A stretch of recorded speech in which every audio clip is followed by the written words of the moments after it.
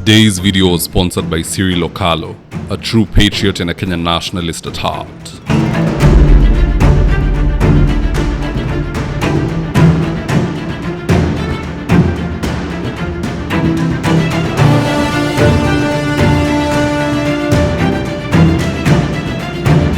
Stand by for debrief in 3, 2, 1. The other day, Ndindi Nyoro was oozing wisdom about our shambolic economy, and a CS called Mbadi didn't like what Nyoro was saying, so akakimbia bunge kumkashifu. Here's the tip. People out there may not like us. They may say all sorts of things, but we are still their leaders. And therefore, I am just appealing that we are all privileged. We need to be sometimes a little bit cautious. I listened to one of us argue that this country is likely to be taken to pari, that we are likely to default in debt payment. That is irresponsible statement. It is irresponsible, it can cause panic, and it should not come from someone who has chaired Budget and Appropriations Committee. Let me tell you, yes, there were times when we had challenges, but where we are, we don't have a problem with debt sustainability. The numbers are there. The figures are there. Even the IMF has the figures. World Bank has figures. We have been rated out there. The problem we have is about liquidity. Loans were taken at a particular point of time. Most of them are maturing between now and 2032. That is why we have the pressure. After 2032, you go and look at our books and they're public. From 2034 to 2048, we don't have any loan to pay. There is no external loan to pay around that time, whether bilateral, whether commercial, multilateral, we don't have much loans. But between now and 2032, we must work together. This House has a responsibility, Treasury has a responsibility, Executive has a responsibility. We must work together to steady our economy. And that is why some of us were taken to the Executive as experts, to make sure that we steer the ship. So don't discourage. This process will continue. I am committed to it. There is no time we will default in our loan repayment. This country is strong economically. It is the strongest economy in the region. So let nobody scare people. Now surely, what nonsense is that? At in between 2032 and 2048, Kenya will have no debts. That is a gross display of incompetence. How does this CS know that in between now and then, Kenya won't take on any more debts? Are you a fortune teller or what? Even tomorrow, Kenya can engage itself in another loan near 200 billion, and they can schedule its maturity in 2034. So you cannot be talking to the plenary in the National Assembly and telling them about how there will be no debts in the year 2032 to 2048. Some of them will not even be alive. Talk about what you're doing with the debt now. How are you servicing the debt now? Or what ideas do you have to deal with this debt now? We're not saying the debt must disappear overnight, but have a plan that we can implement now and in the coming years as we are slowly seeing the debt being knocked off. Don't just stand up and say by 2032...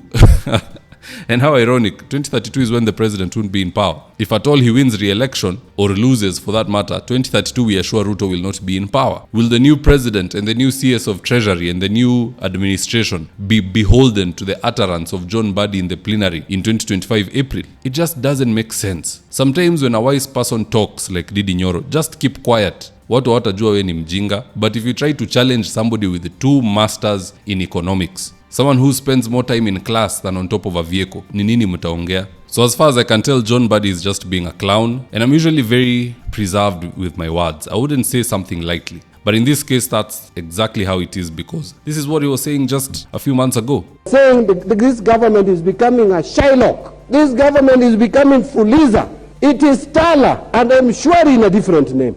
That these are the same. In fact, it has borrowed largely. This fund, Madam Speaker, has borrowed all the bad manners of these institutions we are talking about. If you borrow Fuliza, there is automatically an amount deducted, Madam Speaker. If you borrow M-Shwari, it is the same. If you borrow from the government of Kenya, under Kenya Kwanza, automatically a percentage is deducted. This is a Fuliza government.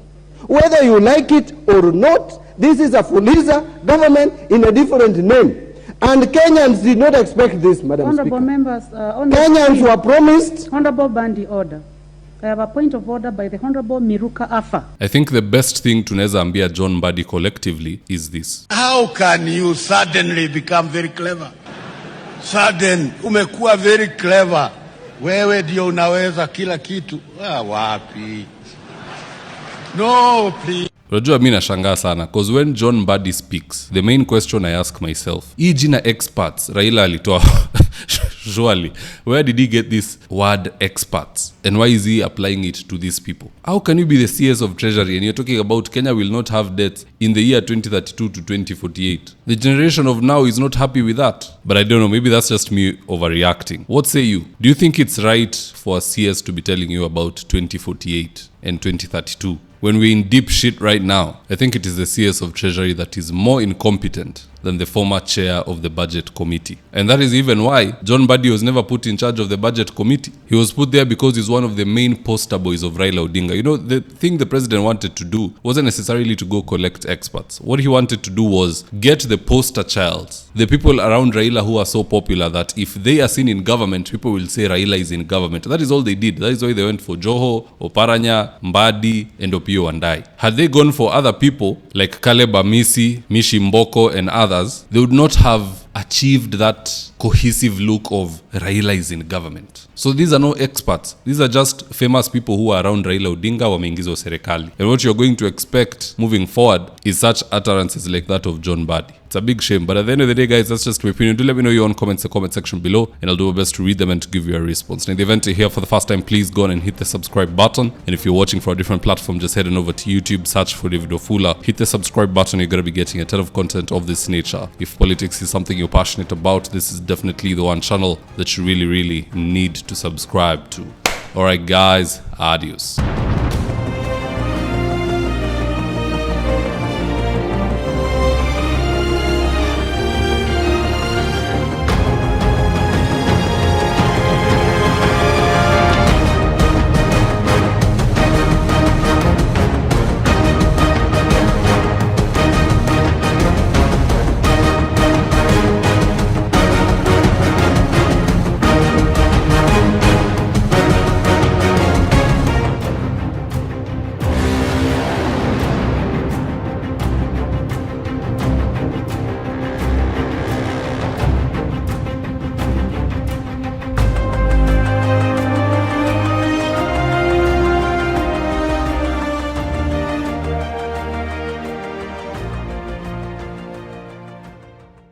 Thank you for choosing David Wafula as your primary news platform.